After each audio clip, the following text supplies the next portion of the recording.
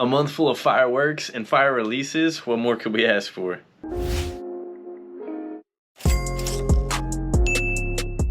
Guys, if you have not already, please hit the subscribe button. Turn your notifications on. You do not want to miss some of these releases that I plug on this channel. I post a release guide every single month. Plenty of opportunities for you guys to make money. With that being said, let's get straight into it. July is kind of dry, I'm not gonna lie. We do have some releases I'm being a little bit more choosy, only because of the situation with the market, and we'll get to that later on. Our first release is July 8th. We've got the Nina Chanel Abney 2s. Hopefully I didn't butcher that name. These collabs are with a New York artist. And it's funny because if you look into her artwork, it's normally like super colorful and abstract. Jordan Brand is actually dropping some attire to go with these shoe releases on the same day, so look out for the streetwear. The streetwear is more indicative of this artist's style. It's a lot more colorful and abstract, like I mentioned before. The shoes are completely the opposite. We got a 2 high and a 2 low. They're simplified, high quality material, but not a lot of detail, which is really surprising based on this artist's work. The 2 highs are going to retail for $250. The 2 lows are going to retail for $225. The 2 lows look like they should be a golf shoe. Like if they put some soft spikes on those, I would wear those on the course. Both colorways are clean. The high retail tag is a little bit sketchy for me. Keep these on your radar. Watch the market closely. Be ready to hit these on sneakers at 10 a.m. on release day. But I'm not saying those are a full send. Be aware of the market value closer to release day. Next up on the 9th, we've got the Dunk Low Lisa Leslie's.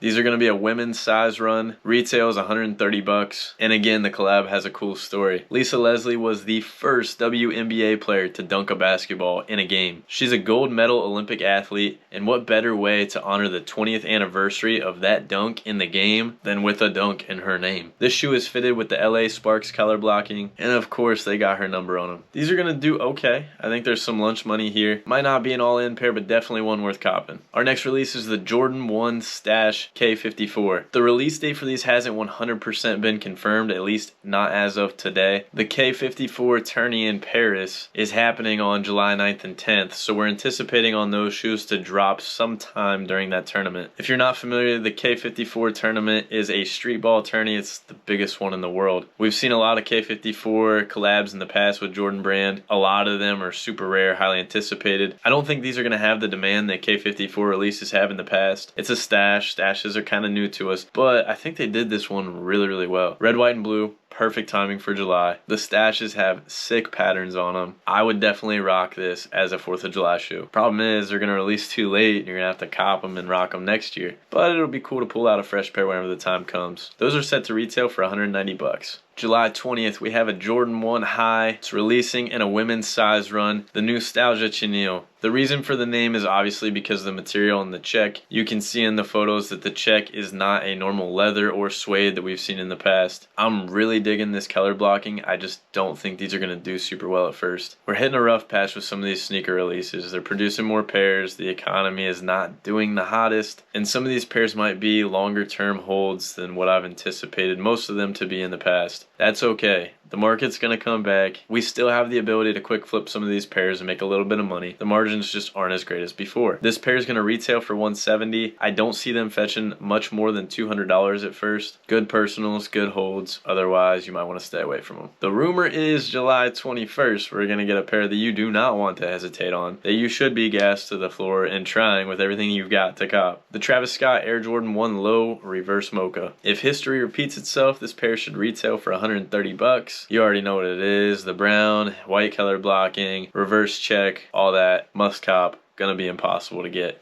but try anyways. Tune into sneakers. Stay up to date with Travis Scott's social media and his website. Always stay up to date on the boutiques, social media. If anybody gets their hands on these to release, they're going to post that release info on their socials. Never forget that. On July 25th, we are expecting some Yeezy Slides. The Yeezy releases are super dry for the month of July. Makes sense. We've got Yeezy Day, first 2 days of August. If you haven't watched my Yeezy Day video, make sure you do so before August 1st. You're going to want to know which releases to cop, which ones to stay away from, and what to expect in general. But we're supposed to get our first taste of the Yeezys in July. Bone Onyx and Resin Slides are supposed to drop on the 25th. Retail tag should be 60 to 70 bucks. Peep Yeezy supply, peep confirmed. And even though the slides have been super tough to cop, make sure you're trying. If you look at the current resale market for the bones, it is super high. I expect those to settle down a little bit after this release, but every colorway should be worth copping. The 29th, I've mentioned these before, they were rumored to release, pushed back a little bit. I still think they're going to be worth copping. We've got the Taxi 8s, such a good color scheme. The 8s need some love. I've never really liked 8s that much, but this colorway looks great. I said it before, I'll say it again. This might put the Jordan 8 back on the map. I don't expect a lot of profits to be made on this. Definitely a quick flip, local if you can. Avoid those fees, avoid shipping. Retail on these is 210 bucks. I wouldn't expect to make more than 40, 50 bucks a pair, and that's local without shipping on release day. Not a lot of people are spending money right now, and if they are, they're not spending a lot. I'm being a lot more choosy with my purchase decisions. You guys know that I'm a long-term holder. I like to sell in waves. I like to hold sneakers for long periods of time, but I also don't want to tie up a lot of capital in shoes that I'm going to make an extra $20 to $40 in a 3 to 5 year span. It just doesn't make sense. With that being said, if you want to take the risk, these prices on the resale market are dropping. If you see releases that you think have the potential to rise in value long term, cop some. I've plugged some releases recently that I think are going to do really, really well long term. Some of these ones that have dropped recently, some of these Yeezy 350s that have dropped recently. When have you seen Yeezy 350s stay below $300 in the past 5 years? It just doesn't happen. It's happening right now. Just know that you might not get that investment back in the near future. The sneaker market might take a little bit longer to bounce back to what it was. And that's okay, because we're going to keep grinding. We're going to keep making money on sneakers. It's never going to stop. Those are the big ones for July. Make sure you keep an eye on my IG. If anything else gets confirmed, I will be sure to post it there. The handle is the same, at @AllABSneakers. As always, thank y'all for watching, and do not forget, this is all about sneakers.